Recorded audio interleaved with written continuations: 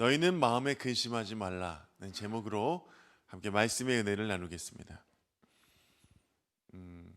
언젠가 한 1년 안쪽 된 것 같은데 동생으로부터 연락이 왔습니다. 사실은 동생한테 연락이 자주 옵니다. 매일매일 문자합니다. 이름이 아람다람이잖아요. 형제가 대한민국의 둘째가라면 서러워할 정도입니다. 동생이 전화를 하고는 대뜸 그럽니다. 좋겠어? 왜? 엄마가 형 집 준대. 무슨 집? 듣고 보니까 이제 어머니 아버지 집하고 이제 동생 집하고 가깝게 있어서 아버님 아프시니까 이제 동생이 모시고 있는데 밥 먹으면서 엄마한테 그랬대요. 웃으면서. 그러면 어떻게 되는 거야? 엄마 아빠 이제 돌아가시면 이 집은 이제 형이랑 나랑 이제 나눠 갖는 거야? 그러면서 웃는 말로 그랬는데 어머님이 정색을 하시면서 이 집은 김 목사 줄 거야 그랬다는 거예요. 너네 집 있잖아. 너네 이제 형은 평생 집 없이 살 텐데 이거라도 줘야지. 너네는 욕심 부리지 마. 이 집은 김 목사 줄 거야 그랬대요. 동생이 농담으로 얘기했는데 듣고 보니까 기분 나빴다고. 좋겠어 그러시는 거예요. 그래서 제가 그랬습니다. 동생, 100세 시대에 어머니 현재 70세신데 어머니 30년 더 사시면 내가 80이야 이놈아. 그때 가면 누가 언제 먼저 천국 갈 줄 알고 누가 누굴 집을 주냐. 엄마 충분히 가지시라고 그래. 나는 괜찮다고 말씀드려라. 대한민국 부동산 불패 신화로 유명하죠. 2020년 기록에 의하면 수치상으로는 우리나라 주택 보급률이 104.8%입니다. 집이 남아야 정상인데 집이 없는 사람 반, 있는 사람 반입니다. 왜냐하면 있는 분들이 두 채 이상 갖고 있기 때문에 그렇습니다. 부동산 광풍의 시대를 지나면서 우리는 모두 있는 자나 없는 자나 다 집 문제에 대해서 굉장한 관심을 갖게 되었죠. 오늘 예수님이 집 문제에 대해서 이야기를 하십니다. 이 집은 예수님이 만드시는 집이고 예수님이 준비하시는 집이며 영원한 하나님 나라, 하나님 거처 천국입니다. 예수님이 이 땅에 오셔서 사람들을 구원하신 목적이 뭡니까? 이 영원한 집, 하나님 나라, 천국에 들어가게 하시기 위해 예수님이 이 땅에 오셨습니다. 예수님 하나님이신데 왜 육신의 몸을 입고 그 모진 십자가의 고문을 당하셨던 것이죠? 우리를 영원한 천국으로 인도하기 위함이었습니다. 그렇다면 우리는 그 예수님을 왜 믿는 것입니까? 같은 이유입니다. 우리가 그 하나님 나라 천국에 가기 위함입니다. 우리의 어떤 노력도 없이 예수님으로 인하여서 우리가 하나님 나라를 얻게 되었는데 놀랍게도 예수님이 이렇게 말씀을 시작하십니다. 너희는 마음에 근심하지 말라. 하나님을 믿으니 또 나를 믿으라. 세상에 무슨 말씀을 이렇게 하시나요? 하나님 나라의 집을 우리에게 무료로 분양시켜 주시고 계약금, 중도금, 잔금 다 치러서 우리에게 그 집을 뚝딱하고 주셨는데 사랑하는 내 아들아 드디어 집이 생겼다 이렇게 말씀하지 않으시고 너희는 마음에 근심하지 말라. 하나님을 믿으니 또 나를 믿으라. 이게 지금 앞뒤가 안 맞는 이야기잖아요. 왜인가요? 지금 예수님이 체포당하시기 직전의 상황이기 때문에 그렇습니다. 이제 불과 몇 시간 뒤면 예수님이 가룟 유다에 의해서 이제 그 군병들에 의해 끌려가시게 되거든요. 이미 가룟 유다는 세족식 이후에 자리를 뜬 상황입니다.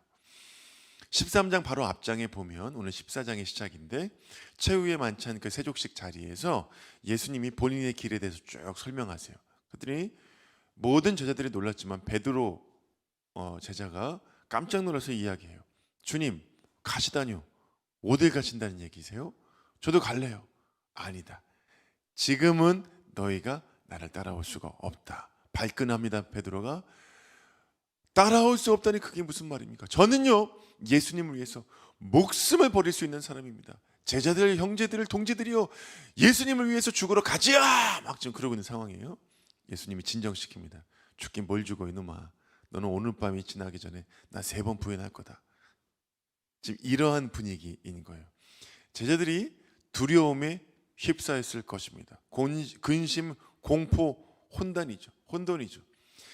사실 어떠한 어려운 상황이 있어도, 예를 들어 광풍이 불거나 뭐 이런 상황이 있어도 예수님만 있으면 두렵지 않은 상황인데, 예수님 자체가 없는 상황이 되어버리니까 얼마나 두려운 상황이에요 지금. 자, 보십시오. 예수님은 제자들을 떠나서 어디론가 가신다고 하지. 따라갈게요 했더니 거기는 따라올 수 없는 곳이라고 하지. 제자 한 명은 예수님을 팔았다고 하지. 수제자는 예수님을 배신한다고 하지. 이게 지금 막 하루아침에 콩가루 집안이 되는 거예요. 예수님과 아이들이 공중분해되는 상황입니다. 하루아침에. 이런 불안함과 초조함과 당황함 속에 있는 제자들에게 예수님이 말씀하십니다. 너희는 마음에 근심하지 말아라. 하나님을 믿으니 또 나를 믿어라. 하나님을 믿는다면, 또 나를 믿는다면 근심할 일이 아니라고 하시는 거예요. 그러니 나의 제자들아, 어떠한 상황이 벌어져도 근심하지 말아라. 나를 믿어라. 어떠한 상황이 어떠한 상황인가요? 예수님이 무력하게 군병들에게 끌려가도 얘들아 근심하지 말아라. 나를 믿어라. 사람들이 갑자기 나를 막 환영하고 찬양하다가 나를 죽여라 그러면서 침뱉고 모욕하고 조롱해도 근심하지 말아라. 나를 믿어라. 심지어 내가 십자가에 달려서 찢겨 죽어도 근심하지 말아라. 나를 믿어라 하시는 거예요. 왜죠? 이 모든 것이 사람들을 위해 죗값을 치르시는 예수님의 자연스러운 상황이었기 때문에 그렇습니다. 인류의 모든 사람을 하나님의 집, 영원한 하나님 나라 천국으로 인도하시기 위함이기 때문이에요. 예수님이 말씀만 하시는 것이 아니라 실제로 십자가에 달리셨고 사람의 죗값을 치르셨죠. 그렇기 때문에 이제는 예수님의 말씀대로 우리는 예수님을 믿기만 하면, 예수님 믿는 믿음으로 말미암아 하나님 나라에 가는 천국에 가게 된 것입니다. 우리의 생명은 이 땅에서 끝이 나게 되지만, 우리의 생명은 반드시 이 땅에서 끝이 나게 되지만, 그것은 또 다른 생명의 시작이 될 것입니다. 십자가로 말미암아 우리는 영원한 하나님 나라에 가게 될 것입니다. 그러니까 여러분, 우리는 마음에 근심하지 말고 하나님을 믿어야 하는 것이죠. 아멘이시죠 여러분? 그런데 여러분, 사실 예수님은 3년 동안 제자들에게 계속해서 이 이야기를 하셨어요. 지금 제자들이 이 이야기를 처음 듣는 것이 아닙니다. 여러분 잘 생각해 보십시오. 우리가 요한복음에만 국한해서 생각해 봐도 예수님이 7가지 표적을 보여주시면서 계속해서 예수 그리스도가 가야 할 길, 십자가, 생명, 빛 대신 예수님을 계속해서 가르쳐 주셨어요. 심지어는 이 직전에 죽은 나사로를 살려주시면서 예수님 말씀해 주셨습니다. 제자들은 예수님을 본 바요 들은 바요 만진 바예요. 예수님이 단언하십니다. 너네들 왜 이렇게 놀래니? 4절 말씀, 내가 어디로 가는지 그 길을 너희가 이미 알고 있잖아. 내가 다 얘기했잖아. 그랬더니 호기심 많고 또 의심 많은 제자 도마가 손을 번쩍 들고 이야기합니다. 알다니요 주님? 모르는데요. 예수님 어디로 가는지 알려주십시오. 구체적으로 좀 알려주십시오. 희미하게 대략에 뭐 그렇게 얘기하지 마시고 정확하게 내비게이션 찍어서 우리에게 콕 집어 이야기를 해주십시오. 예수님이 알았어, 내가 얘기해 줄게. 6절, 그 유명한 말씀을 하십니다. 우리 함께 6절 말씀. 예수께서 이르시되 내가 곧 길이요 진리요 생명이니 나로 말미암지 않고는 아버지께로 올 자가 없느니라. 아멘이시죠 여러분? 제가 누차 말씀드렸습니다. 곧이라는 것은 정관사 더, 내가 유일한 길이요 유일한 진리요 유일한 생명이다. 근데 그 말씀에 나로 말미암다의 이 말미암다는 헬라어로 디아, 뭐뭐를 통하여 라는 뜻입니다. 그러니까 무슨 뜻이냐 하면은, 내가 하나님께 갈 수 있는 것은, 너희들이 또한 하나님께로 갈 수 있는 것은 나를 통하여만 가능하다는 뜻입니다. 죄 많고 더럽고 추악한 우리가 어떻게 그 거룩한 하나님께 갈 수 있을까요? 어저께 우리 전도사님들과 이런저런 이야기를 나누다가 그런 이야기를 나눴죠. 인간이 어떻게 그렇게 악할 수 있는가? 사람이 어떻게 그렇게 무자비할 수 있는가? 너무 더럽다. 너무 잔인하다. 야, 정말 너무 인정이 없다. 어쩌면 세상이 그래? 어쩌면 사람이 그래? 그런 이야기를 나눴습니다만은, 그러나 우리가 어떤 특정한 사람만 가지고 그렇게 할 얘기는 아니죠. 우리 인간이 다 그렇게 더럽습니다. 인간이 다 그렇게 죄가 많죠. 무자비합니다. 잔인해요. 그런데 어떻게 그런 우리가 티끌만큼도 죄가 없으신 완전 무결한 거룩한 하나님께 갈 수가 있는 것입니까? 예수님을 통하여, 예수님으로 말미암아 갈 수 있게 된 것입니다. 외에는 다른 방법이 없습니다. 예수님을 통하여서 길, 진리, 생명 되신 예수님을 통하여서 하나님께 갈 수 있게 된 것입니다. 사랑하는 우리가 교회입니다. 성도 여러분, 천국은 멀리 있는 이야기고 우리의 문제가 훨씬 더 가까운 것입니까? 여러분, 발등에 불이라도 떨어졌나요?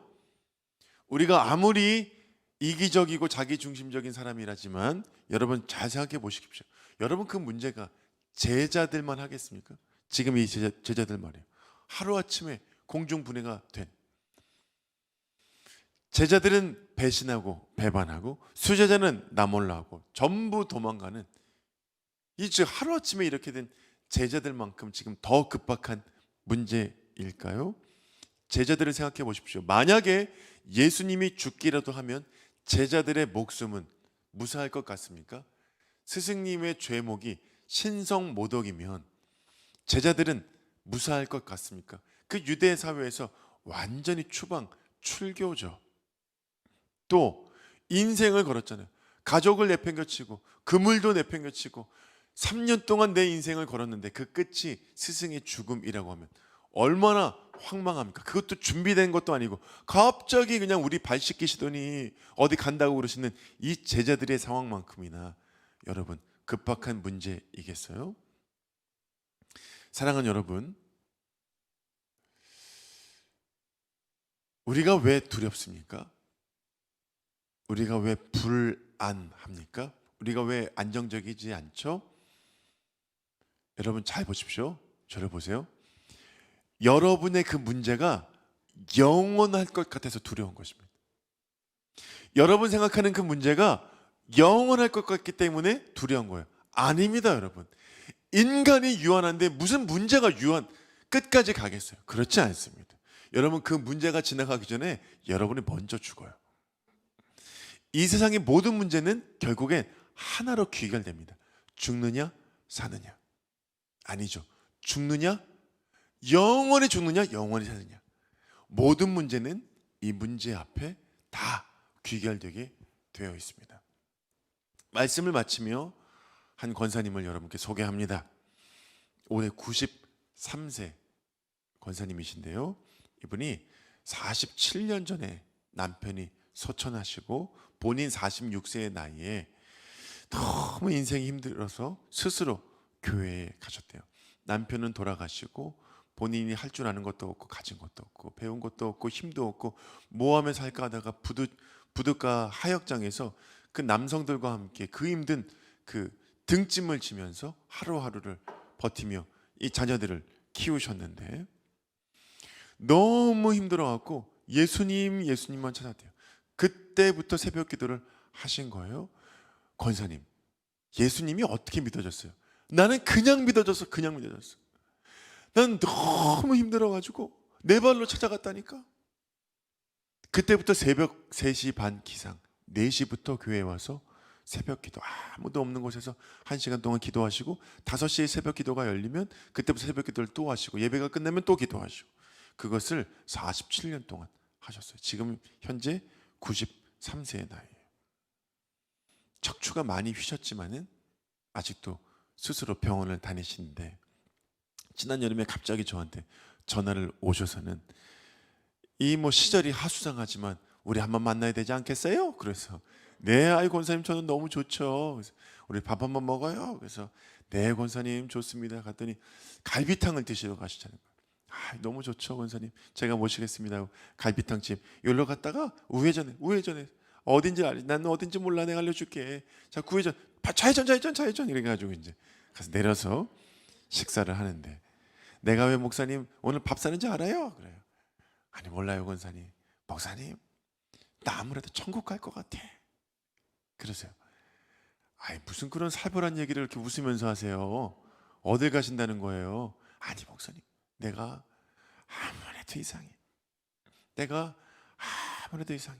내가 그동안 천국 간다는데 이번에는 확실한 것 같아. 그래서 내가 목사님 마지막으로 식사를 사드리는 거예요. 이제 나 못 볼 수도 있어. 나 이제 천국 가. 그러세요.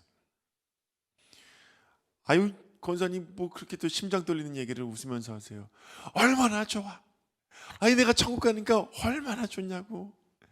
나 진짜 너무 가고 싶어. 내가 90 전에 가고 싶었는데 3년 밀렸지만은 이제는 갈 수 있을 것 같아서 너무 좋아서 오늘 밥 사는 거예요. 그래요. 여러분, 그 권사님 얼굴을 보셨어야 돼요. 진짜 너무 좋아가지고 이제는 확실하다는 그 확신을 가지고 저한테 마지막 만찬을 사주신 것이에요. 불행하게도 아직도 건강하세요. 제가 새해 복 많이 받으시라는데 아직 건강하십니다. 근데 여러분, 우리 권사님은요 진짜 천국을 소망하세요.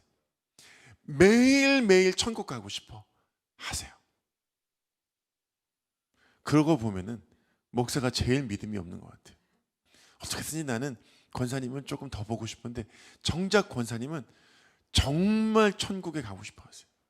왜냐하면 천국이 진짜 있다고 믿기 때문에 그렇습니다. 사랑하는 성도 여러분, 말씀을 맺겠습니다. 예수님을 통하여 천국에 가신 여러분, 천국에 가실 여러분, 주님의 이름으로 축하드리고 축복합니다. 그런데 여러분, 그 믿음이 우리 안에 진짜 믿음이 되었으면 좋겠습니다.